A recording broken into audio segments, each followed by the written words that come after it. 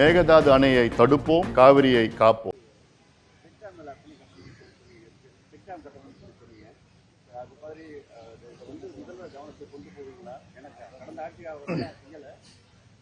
நான் அதாவது தமிழ்நாட்டின் முதலமைச்சர் மாண்புமிகு திரு விஜய் அவர்கள் பொறுப்பேற்ற பிறகு என்னை வீட்டில் சந்தித்தார். அன்று கிட்டத்தட்ட ஒரு அரை மணி நேரம் அவர்கிட்ட பேசிட்டு இருந்தேன். தமிழ்நாடு பிரச்சனை தான் பேசிட்டு இருந்தேன். அதுல ஒரு 10 நிமிஷம் நான் இந்த சமூக நீதி கணக்கெடுப்பை பத்தி பேசினேன். அதன் பிறகு ரெண்டாவது பேச நீர் மேலாண்மை பத்தி தான் பேசுறேன். நீர் மேலாண்மை கடந்த 60 ஆண்டு காலம் இந்த திராவிட கட்சிகள் நீர் மேலாண்மை மறந்து விட்டார்கள். அவங்களுக்கு அந்த எந்த சிந்தனையும் கிடையாது. திராவிட கட்சிகள் அதாவது மிகப்பெரிய தோல்வி அடைஞ்சது இதெல்லாம் நீர் மேலாண்மையில். நிறைய விஷயத்துல தோல்வி அடைஞ்சாங்க. அதுல என்ன பொறுத்த வரைக்கும் நீர் மேலாண்மையில் அவங்க மிகப்பெரிய அளவு தோல்வி அடைஞ்சிருக்கிறாங்க. அப்படி சொன்ன இந்த செக் டேம் எல்லாம் கட்டணும், காவிரி குறுக்கே, தாமிரபரணி, வைகை ஆறு, பாலாறு, பெரிய பெரிய ஆறு குறுக்கே செக் டேம் கட்டணும்னா, ஏன்னா நம்ம வருங்காலம் சோதனையான காலம். குளோபல் வார்மிங், கிளைமேட் சேஞ்ச், அந்த பிரச்சனை நிறைய இருக்கும். எல் நீனோன்னு சொல்லிட்டு இருக்காங்க, எல்லாம் இருக்குது. L Niño is a temporary effect, but global warming, climate change is a permanent effect. It's going to be there for I don't know centuries. Like அதுக்கு mitigation, adaptation எல்லாம் சொன்னேன். அதுக்கு என்னன்னா ஒன்னு செக் டேம் கட்டணும், நீங்க அவசியம் பண்ணுங்க. ஏன் அவங்க செக் டேம் கட்டல, அது மணல் கொள்ளை அடிக்கணும் அப்படின்னு சொன்னேன். அதுக்கப்புறம் ஏன்னா அவங்க கட்சியினுடைய தேர்தல் அறிக்கையிலையும் மணல் கொள்ளையை தடுப்போம் என்று சொல்லியிருக்கிறாங்க.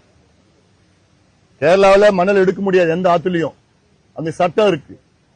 கர்நாடகாவில் மணல் எடுக்க முடியாது எந்த ஆத்துலயும், சட்டம் இருக்கு. ஆந்திராவிலையும் அப்படிதான் சட்டம் இருக்கு.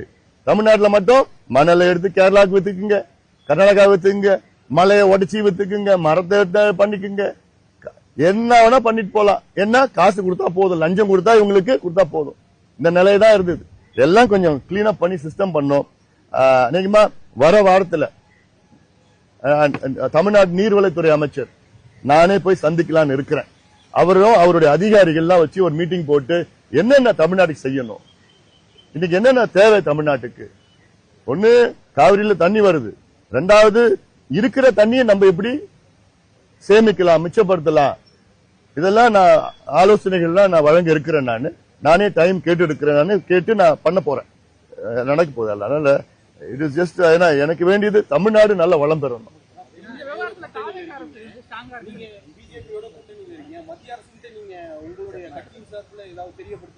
எத்தனையோ தெரியப்படுத்திருக்கிறோம். எங்களுக்கு நீங்க தமிழ்நாடு மக்கள் ஒரு 40 MP கொடுத்திருந்தீங்கன்னா நான் தடுத்துட்டு இருப்பேனே. நான் கொடுக்கலையே, கொடுத்தது 40 பேருக்கு திமுக கொடுத்துட்டீங்க. இல்ல இருக்குது, இப்ப நான் ஒருத்தர் இருக்கிறேன், நான் சத்தம் போடுறேன். இப்போ அங்கேயே சத்தம் போட்டு தான் இருக்கிறேன். என் சத்தம் கேட்கலையே, எல்லாம் சேர்ந்தா தானே சத்தம் வரும். உறுதியா நான் எத்தனை முறை நான் நாடாளுமன்றத்தில் நான் பேசியிருக்கிறேன். நேத்து கூட ஒருத்தர் சொன்னார், நேத்து எங்க மேட்டூர்ல சொன்னார், சந்திரசேகர் முன்னாள் நாடாளுமன்ற உறுப்பினர், அவர் சொன்னார், அன்புமணி அவர்கள் நாடாளுமன்றத்தில் அவ்வளோ மேகதாது அணை கட்டக்கூடாதுன்னு அவ்வளோ குரல் கொடுத்துட்டு இருக்கிறார் சொல்லியிருக்கிறார். அதுல உங்களுக்கு தான் தெரிய மாட்டேங்குது.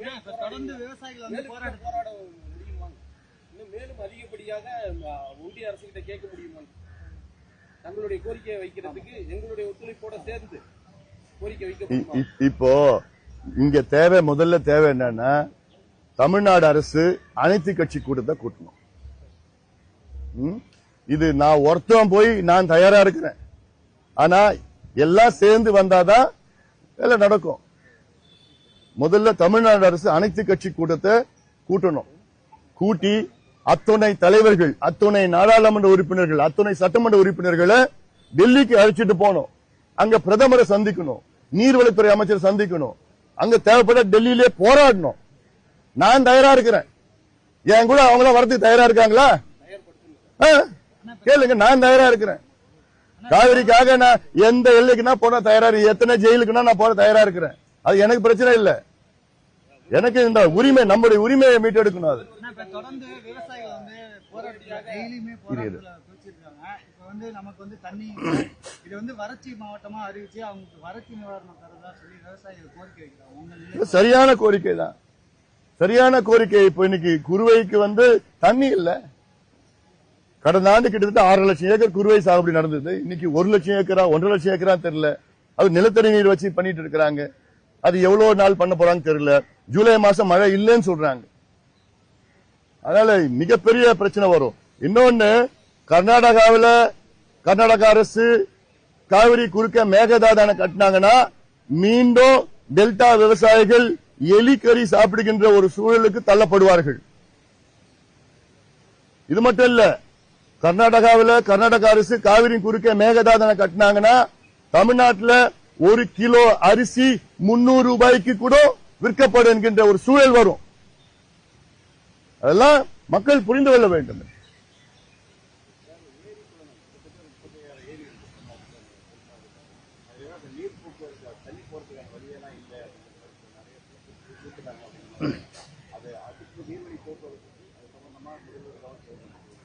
அதாவது தமிழ்நாட்டில், அதாவது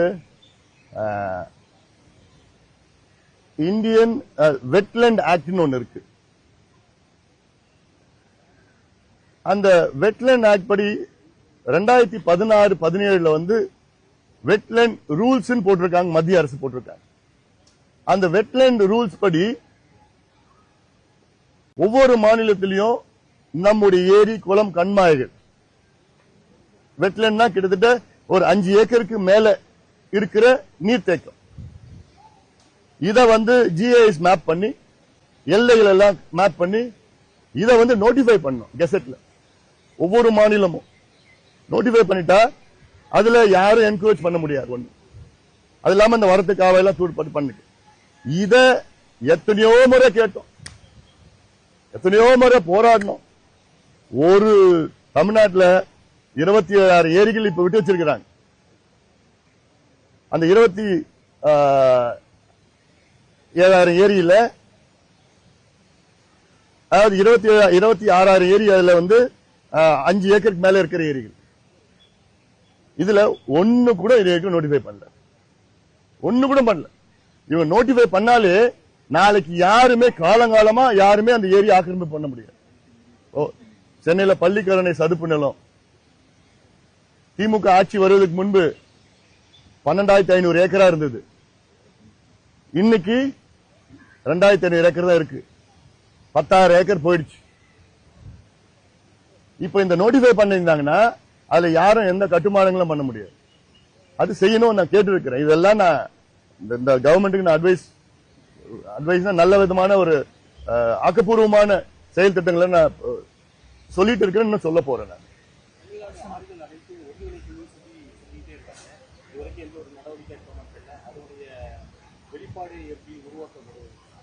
அதாவது இந்த தென்னிந்திய ஆறுகள்லாம் இருக்குல்ல, முதல்ல கோதாவரி, கிருஷ்ணா, அப்புறம் வந்து பெண்ணாறு, காவிரி ஆறு, இதெல்லாம் முதல்ல அது ஒரு இணைச்சுதான் இன்னும் நமக்கு நல்லதா இருக்கும். இப்போ ஒரு 2 வாரத்துக்கு முன்பு மத்திய நீர்வளத்துறை அமைச்சர் வந்து ஐ திங்க் கர்நாடகாவுக்கு வந்து அங்க வந்து 3 மாநில முதலமைச்சர்களை சந்தித்து 3 மாநில அதிகாரிகளை வைத்து ஒரு பேச்சுவார்த்தை நடத்தியிருக்கிறார். முதல் கட்டமா ஆந்திரா, தெலுங்கானா, கர்நாடகா.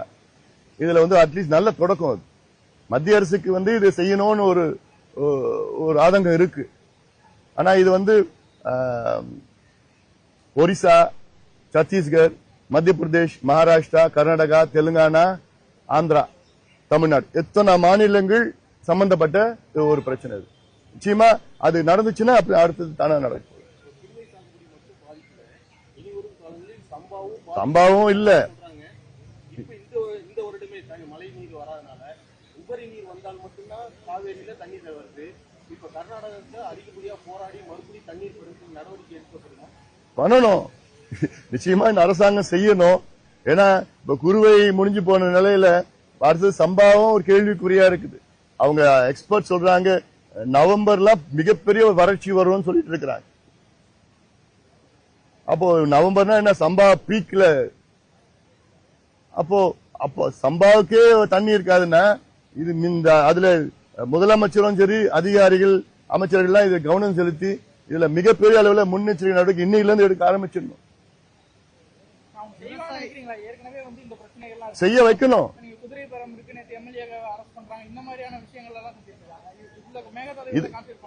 இதுக்கு தான் நான் தமிழ்நாட்டுடைய இளைஞர்கள், ஜென்சியில இருந்து எல்லா இளைஞர்களும் ரோடுக்கு வாங்கன்னு சொல்றேன். நீங்க ரோடுக்கு வந்தீங்கன்னா இதெல்லாம் மறந்துடுவாங்க, இதெல்லாம் பண்ண மாட்டாங்க. இதுல கவனம் செலுத்துவாங்க. விவசாய பிரச்சனைகள், நம்முடைய வாழ்வாதார பிரச்சனை கவனம் செலுத்துவாங்க.